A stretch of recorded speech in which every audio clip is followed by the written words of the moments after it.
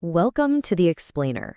I am so pumped you're here with us today because honestly, we're going to put on our detective hats. We're stepping right into a scientific mystery, an everyday event that happens right in front of us, but the real action is completely hidden from view.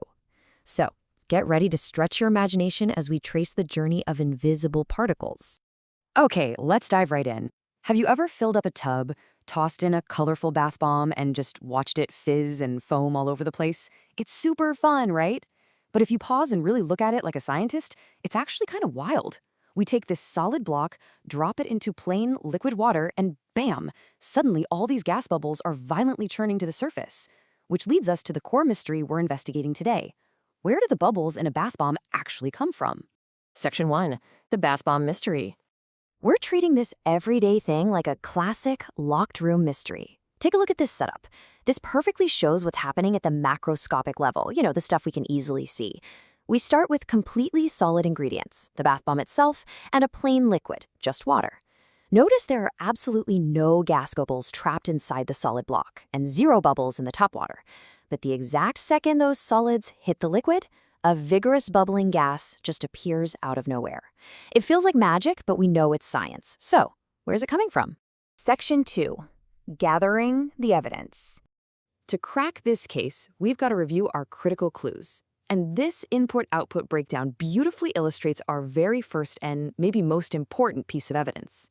When we seal this whole reaction inside a closed system, so absolutely nothing can escape, we find something incredible.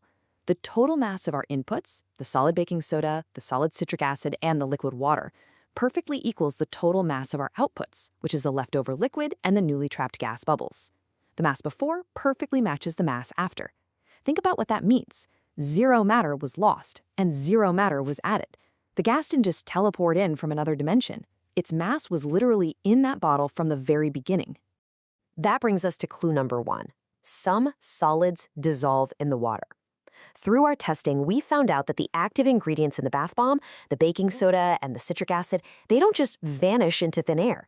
Instead, when they hit the liquid, they dissolve. The solid structures break apart into pieces that are way, way too small for our eyes to see, and they just mix completely and evenly right into the water. But here's the real shocker. Clue number 2. The gas bubbles are completely new substance. We ran some tests on the gas the bath bomb produces, and the data was super revealing. It turns out this gas is denser than room air, and it's completely non-flammable. So it literally cannot be just the regular air we breathe. It has to be an entirely new substance, something like argon, nitrogen, or carbon dioxide. And none of those were just sitting in that flask before we dropped the bath bomb in. Section 3. Building the consensus model. All right, now that we've gathered our macroscopic clues, we really need to shift gears and map out the invisible, microscopic world.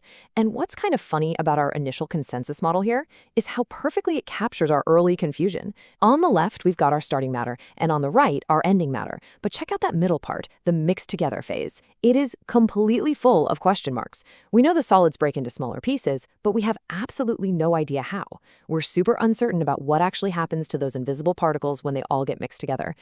So, to get rid of those question marks, we need to lay down a fundamental rule of matter. Let's start with a really crucial definition. A substance is matter that is made of the exact same type of particle throughout.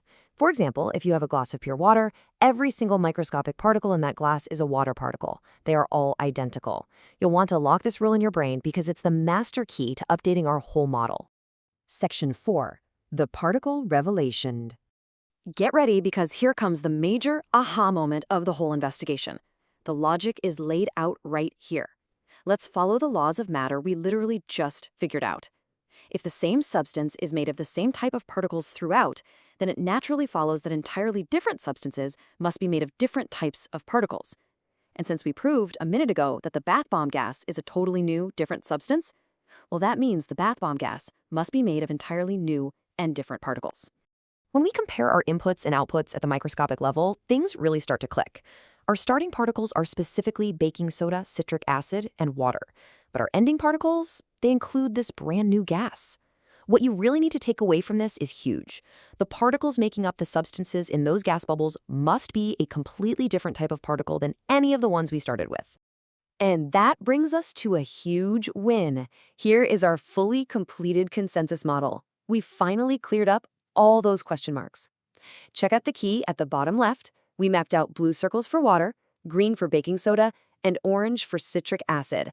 But look over on the far right, under type of particles after mixing.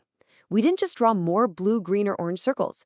We had to draw entirely new circles with question marks inside them to represent the new gas, because, as we just proved, they are fundamentally different particles. We've literally visualized the invisible. Section 5, the unsolved puzzle. Okay, so we solved the visual mystery of our model. But in doing so, our new particle rules just created a massive mind-bending paradox. Let's rewind for just a second. Zero matter disappears. Remember our very first clue? The mass never changed. The total mass of the inputs exactly matched the total mass of the outputs. Nothing escaped and nothing was added, which means the material used to build the new gas didn't just magically appear. The new stuff absolutely 100% had to come from the old stuff. Which leaves us staring right at the ultimate paradox. If matter cannot be created or destroyed, how on earth did these old, completely distinct particles of water, baking soda, and citric acid turn into entirely new particles of gas? If you can't just spawn new circles out of thin air, how do the existing particles break apart, interact, and rearrange themselves to build something that was never there to begin with? I'm going to leave you to ponder that incredible invisible puzzle until our next explainer. Thanks for investigating with me.